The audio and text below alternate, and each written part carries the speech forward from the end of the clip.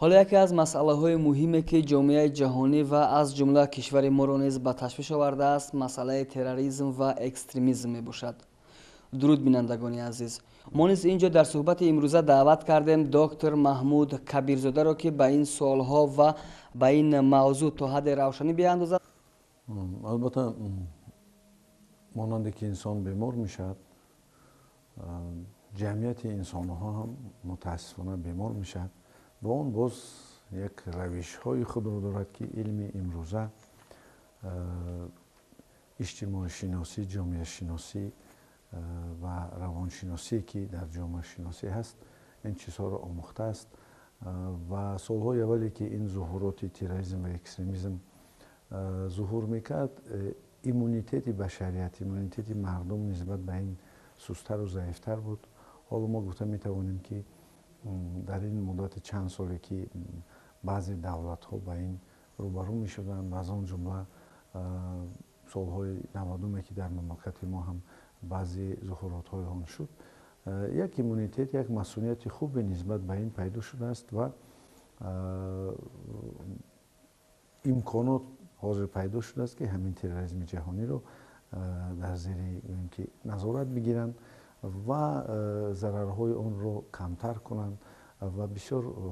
воқеаҳои нохуши онро пешгирӣ кунанд. яъне терроризм ин як беморие ҳаст ки дар ҷамъияти имрӯзаи асри 21 башарият омадааст. ва экстремизм албатта зуҳуроти ана ҳамин терроризм ҳаст ки он раванд, он амал, он рафторҳое ки гӯем ки аз доираи ақл, яъне ки аз доираи қобили қабул берун ҳастанд ва баъзан метавонанд онро бигӯянд ки ба истилоҳи ифрот, яъне ки аз ҳад гузарандагон бигӯянд. ва албатта ҷомеаи ҷаҳонӣ медонад ки ин беморие ки ҳоло сатҳи гӯем ки заминро гирифта истодааст ва бисёр давлатҳоро ба коми худ кашидааст. ҷомеаи ҷаҳонӣ тавонистааст ки пешгириҳо кунад ва он дар якҷоягӣ, дар якҷоя амал намудани ин тамоми таҷриба, тамоми дониш, тамоми иттилоотҳое ки давлатҳои ҷаҳон доранд ва аз он ҷумла тоҷикистони мо ҳам ки ҷузви ҷудонашавандаи ки ҷомеаи ҷаҳон аст, дар ин самт ҳам корҳое бурда истодааст ва мо дида истодем ки ин натиҷа дода истодааст ва он натиҷаи коре ки дар ҷумҳурии азизи мо шуда истодааст, давлатҳои дигар онро истифода мебаранд ва мо медонем ки як давлати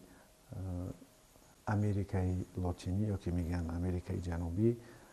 Колумбия, ана ҳамин таҷрибаҳои сулҳи Тоҷикистону амнияти Тоҷикистонро омӯхта онро дар ҷомеаи худ интишор карданд ва ҷанги 50-солае ки дар он буд имрӯз хотима ёфта истодааст ва ногуфта намонад ки ҳар як беморӣ боз табобати худро дорад, аз он ҷумла ки терроризм ва ҳамин экстремизм. хуб, ташаккур мекунем аз шумо ва чизи дигар инҷо, чун экстремизмро ба якчанд нав тақсим карданд, тақсимбандӣ карданд, яке аз навъҳояшро экстремизми ахлоқӣ ном бурданд. лутфан мехостам дар бобати экстремизми ахлоқӣ чизе мегуфтед? тасаввур кунед ки яке аз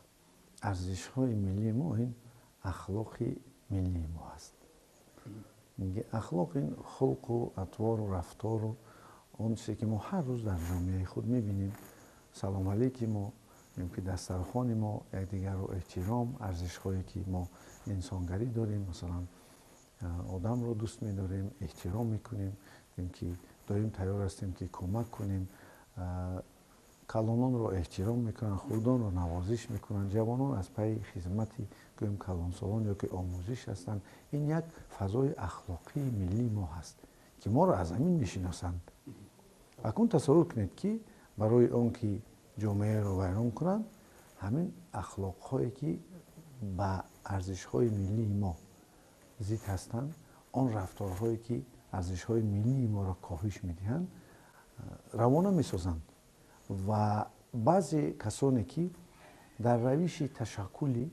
اخلاقی هستند. یک زینه سن‌وسالی هست که روش تشکل اخلاقی انسان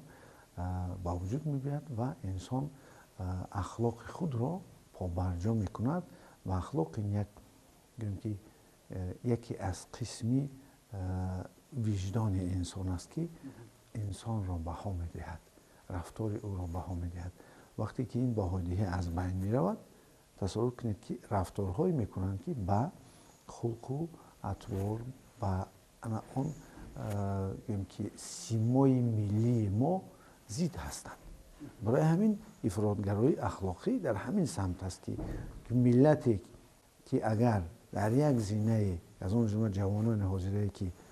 فرهنگ بیگانه را میگیرند و آن را انتشار میکنند، رفتار میکنند و مانند همجنسگرایی و دیگر چیزهایی که در مثلا مملکت‌های دیگری ما میبینیم، این سبب از بین رفتن ملت میشود. برای همین این بسیار بسیار چیز جدی هست که آن را در سطح ضروری باید نگاه داشت. نه تنها این را دولت یا اینکه گوییم که ساختارهای مخصوصی که مسئول هستند اداره کنند، این را باید هر یک شهروند سالمی ما باید زیر نظارت گیرد و سر وقت چاره‌بینی کند، سرکرده از درون عائله یا که راهبر مؤسسه است یا اینکه میگویم راهبر یک گروه خردی هست که همه وقت نظرداشتی فرهنگی، ملی و اخلاقی را داشته باشند و آن را مانند گوهرک چشم حفظ کنند. خب تشکر میکنیم از شما و بغیر از اون که این گروه ها پروپاگانده های خیش را توسط اینترنت و وعاهای خصوصیشان تبلیغ میکنند، باز از کدام راه ها کار میگیرند تا اخلاق یک جامعه ویران کرده بشود؟ در آدم یک حسیاتی دایم دانستن، فهمیدن که به زبان روسی پزنوات رای способность میگویند، انسان این طلبات را دارد. انسان دایم میخواهد چیزهای نو را بآموزد، چیزهای نو را ببیند. در برابر این که ما در عصر 21 قرار داریم، ما باید بعضی دستاوردهایی که به فرهنگ عمومی بشری ضد نیستند آنها را هم قبول کنیم. یعنی که ما باید بدونیم بعضی چیزهایی هستند که آنها فرهنگ ملی ما را غنی میگردانند، فرهنگ ملی ما را معاصر میکنند و آن را جوابگوی زمان حاضر میکنند. یکی از این اطلاعاتناک کردن جامعه است. یعنی که ما میتوانیم بگیریم مثلا یک موادی که ما استعمال میکنیم، مثلا آرد. همین آرد را در هر خلق نانهای گوناگون میپزند.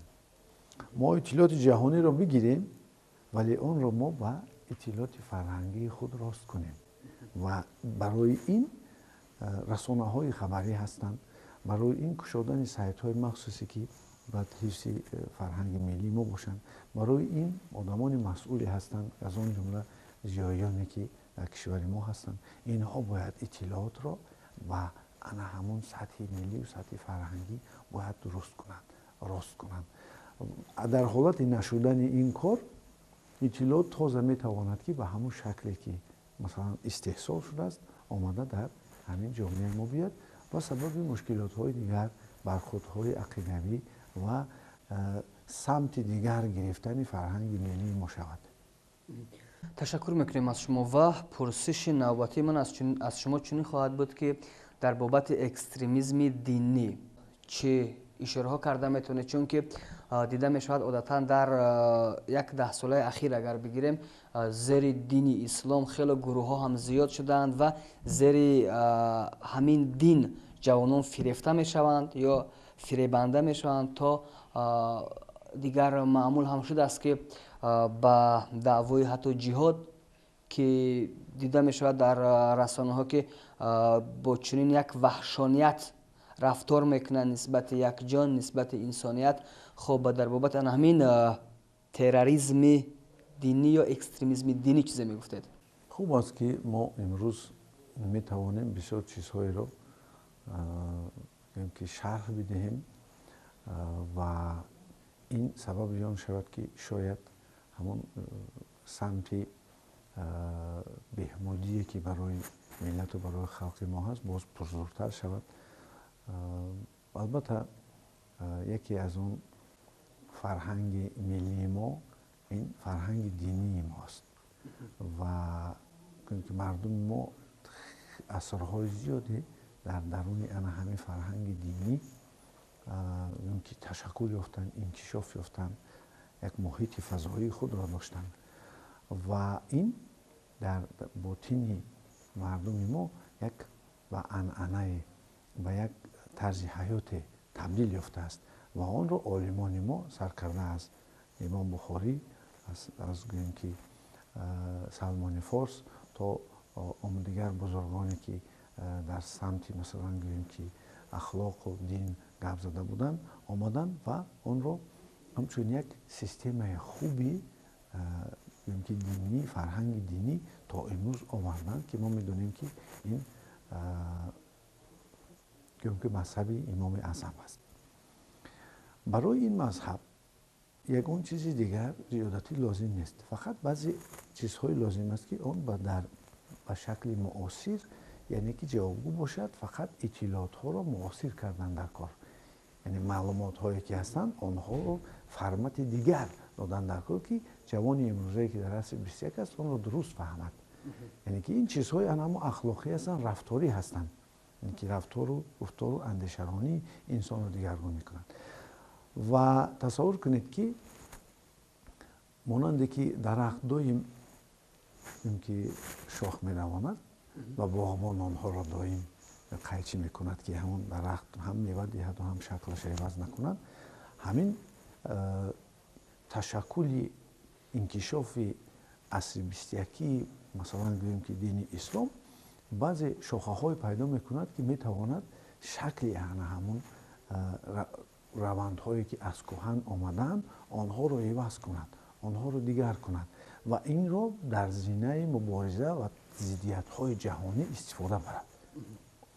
و همین سری وقت است که در مثلا دولت‌ها این چیزی عنعنه دینی، عنعنوی که در ما رفته است که چه خیلی میگن ترادیسیون اسلامی عنعنوی، آن را رعایت کنند و این سبب بیان میشود که تروریسم میگوییم که اکستریمیسم دینی نمیتواند که در جامعه ما سر دواند. در جهان، در سطح جهان برخوردها هستند، برخوردهای ایدئوی، برخوردهای عقیدوی و این بود، از اول بود و هست و میماند، چون که یکی از کاتگوری های فلسفه هست قوه‌های یگانه و به هم ضد. این البته هست میماند و این سبب محرک رشد و انکشاف جهانی که بشریت هست. در نتیجه همون یک کنکورنسیا، یک رقابت سالم سبب پیشروی میشود که انسان مثلا به کیهان پرواز کرد و بسیار تکنولوژی دیگر رو. ولی در مسئله فرهنگ هم مبارزه ها هستند. همه وقت فرهنگ غرب و فرهنگ شرق اینا برخورد میکردن. سرکرده از زمانی گویم که اسکندر مقدونی اومد و باز بعد آن گویم فرهنگ اسلام وارد شد، بعد آن فرهنگ دیگر خلق‌های دیگری که یعنی که عوض میشدن و آمیخته میشدن و یک فرهنگ دیگری را حاصل میکردن و عصر 21 هم یک تفاوت‌های فرهنگی خود را دارد و استفاده بردن بعضی ارزش‌ها و بعضی مقدسات‌های دینی با نیت‌های ناپاک خود همین است، همون اکستریمیسم دینی که امروز در همه دین‌های گویم که چی بودایی، چی کریستیانی، چی متاسفانه اسلام هم دیده می‌شود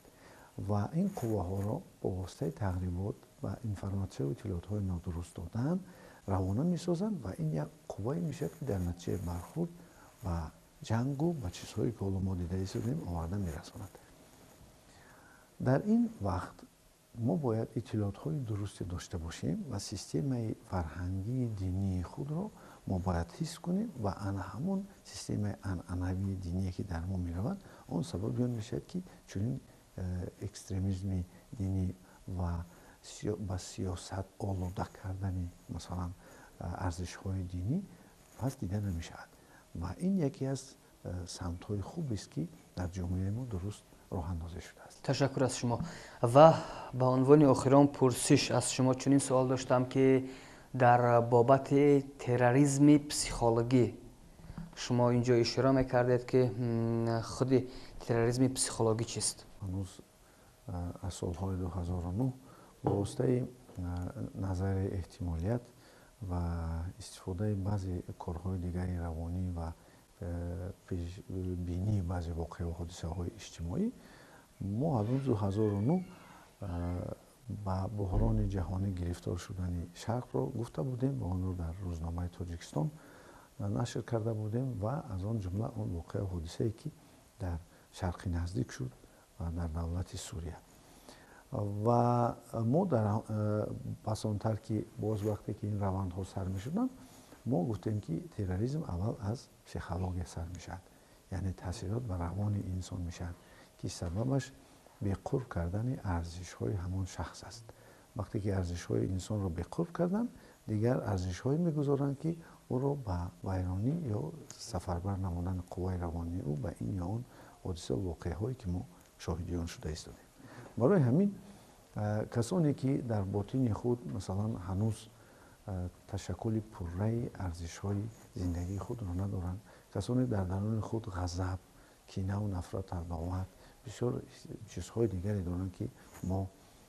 онҳоро ҳамчун бемориҳои эҳсосӣ ё бемориҳои равонӣ мегӯем, онҳо метавонанд ки мутаассифона ба ин чиз гирифтор шаванд ва касоне ки албатта масъулияти иттилоъоти равонӣ надошта бошанд, яъне онҳое ки дар муҳоҷират буданашон мумкин, онҳое ки дар оилаҳои нопурра масалан тарбия ёфта истоданд ва ҳамаи ин ҳоло сари вақт имкон ҳаст ки мо иттилоъотнок кунем ва бемориҳои равонӣ дошта бошад онҳоро барҳам занем ва арзишҳои зиндагии онҳоро аз сари нав борошан кунем ва ба зиндагии онҳо самтем то ин ки ба ин ё он масалан ақидаҳое ки ба ҳаёту ва тарзи зиндагии онҳо зид аст, онҳоро мо аз ин яъне ки ҳифз кунем ва самти дурустӣ. хуб, бинандагони азиз, хотиррасон мешавем ки дар суҳбати имрӯза ташриф доштанд доктор Маҳмуд Кабирзода. он ҳам мо суҳбат доштем дар мавзӯи экстремизми ахлоқӣ, экстремизми динӣ ва терроризми психологӣ. хайр, то нашрҳои навбатӣ.